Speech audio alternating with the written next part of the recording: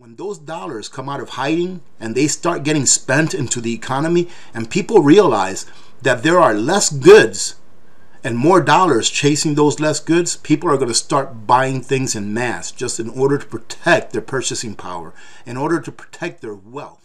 Hello YouTubers, Alaska Prepper here. Ladies and gentlemen, before I read this article, I want to go ahead and tell you what I think we should be looking out for as we near a hyperinflationary environment. One of the things that I think we should look out for is, of course, what we've already been seeing, but at a higher level, which is shrinkflation, which is inflation of prices by reducing the amount of stuff that you get. For example, I'm sure that you've all seen videos and or read articles about Costco reducing the amount of paper towels that they include in their packs by about 14%, although, and leaving the price the same. Another thing that I think that we can look out for is less choices in the products that we buy. For example, let's say that you buy bread on a regular basis. Maybe right now there are 50 brands of breads that you can buy. Well, as we get closer to getting into a hyperinflationary environment, you'll probably still be able to buy bread at an elevated price. However, you'll have less choices. Maybe it'll be knocked down to 2 or 3 or 5 brands of bread that you can buy. And of course, with shrinkflation as well. One thing, however, that I think that they cannot hide as far as prices go is gasoline and or any type of fuel. I think it is very hard to hide inflationary forces on those products. Why? Because you can't shrinkflate gasoline or fuel, and you can't make it cheaper. So as gasoline and fuel start to rise, you'll notice that everything else starts to rise as well, and or will have less choices to make, and or there'll be a heightened level of shrinkflation in the market. Let's go ahead and read this really quick. The Fed has lost control, and John Williams, who is a top economist, ladies and gentlemen, he is an honest economist, warns of hyperinflation in 2022. And he's not the only one that's been warning about hyperinflation, ladies and gentlemen. There's many other top economists that have been warning about hyperinflation, to include some banks. So why is the government not concerned about this? The government hires economists. Why are these economists that the government hires not in line with what other private top economists are saying, that we are headed towards a hyperinflationary environment? Economist John Williams, founder of shadowstats.com, says the Federal Reserve has printed itself into such a tight corner with the economy, it has only 2 choices. He says that it comes down to inflation or implosion. And I've been talking about this for a while. I've said that the Fed either inflates in order to take care of the debt, or that the system implodes and we have a hard reset.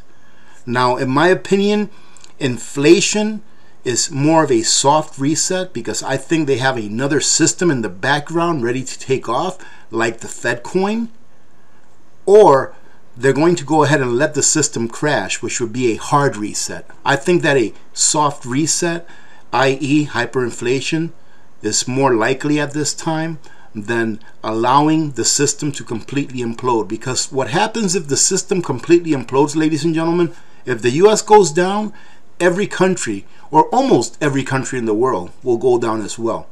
The only thing that I think we have on our side, if we do have a hard reset, is that we produce a lot of food.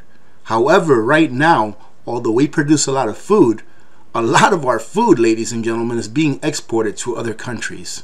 What would happen to the financial system if the Fed stopped printing massive amounts of money for stimulus and debt service? You could see a financial implosion by preventing liquidity being put into the system. The system needs liquidity, freshly created dollars, to function. Without liquidity, you would see more of an economic implosion than you have already seen. The Fed needs to keep the banking system afloat. Remember, ladies and gentlemen, the Federal Reserve does not work for you and me. They do not work for the government. They work for the banks. The banks are the customers of the Federal Reserve, and everything they do is to try to keep the banks afloat. They want to keep the economy afloat. All that requires is a tremendous influx of liquidity in these difficult times. And as I've stated several times, in order for this system to continue to go forward, they have to print more and more and more money every year. If the US debt clock starts going backwards for any reason, ladies and gentlemen, that's it. The system is over, because they need to continuously print more money tomorrow than what they printed today in order for the system to stay afloat. So is the choice inflation or implosion? Williams says. That's the choice, and I think we are going to have a combination of both of them. I think we are eventually headed into hyperinflationary economic collapse. It's not that we haven't been in an economic collapse already. We are coming back, some now. The Fed has been creating money at a pace that has never been seen before. You're basically up 75% in money creation year over year. And that is incredible, ladies and gentlemen. This is unprecedented. Normally, it might be up 1 or 2% year over year. The exploding money supply will lead to inflation, which it already has, and we can all feel it. I am not saying we are going to get 75% inflation yet, but you are getting to the 4 and 5% range, and you are soon going to be seeing 10% range year over year. The Fed has lost control of inflation. I would dare to say, ladies and gentlemen, that we have been seeing 10% inflation year over year for at least the last couple of years. And remember that when the Fed has to admit that the inflation rate is 10%, my number is going to be around 15% or higher. My number rides on top of their number. And the reason is, ladies and gentlemen, is because John Williams, he figures inflation the way it's supposed to be figured. He doesn't cherry pick the things that have gone up or down. He takes everything and combines everything together. So for example, let me give you a little trick of what the Fed does. Let's say, for example, that 10 years ago, you could buy a basic car, right? Just a basic car to get you from point A to point B. Let's say it's a 4-cylinder car, right? And 10 years ago, that car was $10,000. And today, that car is $25,000, 10 years later. Well, the government doesn't consider that inflation, that $15,000 adage, as inflation.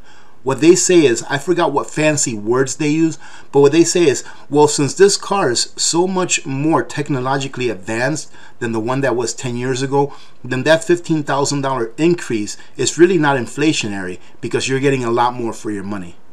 Whereas those are the only cars available to buy new. So if you're comparing apples to apples, then you have to acknowledge that it has gone up in price by $15,000. Or 150%, but that's not how they see it. Another thing that they like to do is, for example, let's say if they were including meats in the inflationary numbers, instead of looking at all of the meats and getting an average dollar amount of what all of the meats cost per pound, they just look at the cheapest cuts of meat and say, well, hamburger is still beef. So although you're paying $15.99 for ribeye, you can still pay $4.99 or $3.99, whatever it may be, for hamburger. So the price of beef is only $4.99, so it hasn't really gone up. Right now, the shadowstat.com inflation rate is above 11%. That is if it were calculated the way it was before 1980, when the government started using accounting gimmicks to make inflation look less than it really is. The shadowstats.com number cuts out all of the accounting gimmicks and is the true inflation rate that most Americans are seeing right now, not the official 4.25 recently reported, which that 4.25, ladies and gentlemen, is more than twice as much as what they had predicted, the Fed had predicted. It still came over 100% what they predicted, and it's still more than 100% worse than what they're saying it is now. Williams says the best way to fight inflation that is already here is to buy tangible assets. Ladies and gentlemen, how many times have you heard me say it? Buy stuff. Buy real stuff. And Williams says, buy canned food. Canned food is a tangible asset, and you can use it for barter if you have to. Physical gold and silver is the best way to protect your buying power over time. Gold may be a bit expensive for most, but silver is still relatively cheap. Everything is going up in price, ladies and gentlemen. When will the worst inflation hit America? Williams predicts, I am looking down the road And in early 2022, I am looking for something close to hyperinflationary circumstances and effectively a collapsed economy. Now, ladies and gentlemen, I would never put a date on something happening. And the reason is because our system should have collapsed several times over the last 10, 12, 13 years. Because the government has all of these things that they do in order to manipulate prices of everything. Every single thing, every commodity out there, ladies and gentlemen, is manipulated. The government has control over all of these things. The thing is when is all of this inflation going to realize itself? I believe is that when the money velocity picks up, all of the dollars that are out there would say that we are in a hyperinflationary environment. However, when those dollars come out of hiding and they start getting spent into the economy and people realize that there are less goods and more dollars chasing those less goods, people are going to start buying things in mass just in order to protect their purchasing power, in order to protect their wealth. So we have to be ahead of the hordes. Be ahead of the hordes and stock up now with dollars that are going to be worth a lot less tomorrow and in the months and years to come, ladies and gentlemen. That is what I do, and that is what I advocate, is that people stock up on those things that they need today and they know they're going to need tomorrow. So continue to fill in your gaps. If you're not prepping, start prepping, ladies and gentlemen. Time is running out. Eventually, we will be talking about hyperinflation being here. Eventually, I will be doing a video telling you, yes, today the price of gas is $27 a gallon. It went up $3 from yesterday when it was at 24. There will come a day, ladies and gentlemen, where that happens. And if it doesn't, it's because the Fed did a soft reset, changed over our financial system, and maybe nominally we would not be paying as much nominally. However, the value of those new dollars that they introduce into the system will have been devalued so much that you could just very well be paying that $27 a gallon for gasoline. It just doesn't look like it, but your labor will let you know. So for example, let me go ahead and finish it off with this. That way you can understand what I mean. Let's say today you make $25 an hour and you can buy gasoline at, let's say, $4 a gallon. So you can buy roughly 5 gallons, 6 gallons of gasoline for 1 hour's worth of labor. If hyperinflation takes place and we're paying $27 a gallon and you're still making $20 an hour or $25 an hour, whatever it may be, it takes you about 1 hour of your labor to buy 1 gallon of gasoline, whereas before it took you 1 hour of your labor to buy about 4 or 5 or 6 gallons of gasoline. Well, if they do a soft reset, the dollar amount, the nominal amount, doesn't really matter. What really matters is how many hours of your labor does it take for you to buy that same thing that you could buy a year ago or 6 months ago.